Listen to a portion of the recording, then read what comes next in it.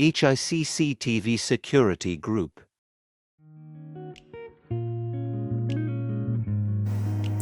If you want to receive push notification on your phone or enable the alarm for Dahua cameras, in the main menu you should come to the AI first and then enable the parameters here.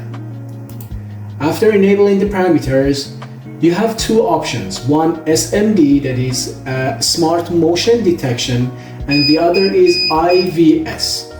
Smart Motion Detection is easier for setting, and in the IVS you can draw a perimeter or tripwire for receiving a more accurate notification and alarm. So first I will inform you how you can set SMD or Smart Motion Detection. Here in this tab you can select your cameras, for example camera number 1 or D1, then enable it.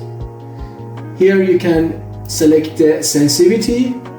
You can select it on the low, medium or high. I choose medium. Here you can choose human motor vehicles. I just select on the human, and my cameras are TiUX, so my camera is built in a speaker and alarm, so I can enable the camera audio as well and warning lights. Here you can go to the setting and select any warnings you want. For example, I select no parking here. Select the time, just 3 seconds should be enough. Okay, and this warning light, you can select exactly the delay and mode. It's a flicker or always on, and flicker frequency. It's high, medium or low. That's about it, and just click on OK. Here you can schedule a time for it, exactly which day and what time you want to receive notification and alarm. If you go to the setting, usually you can select the time and date.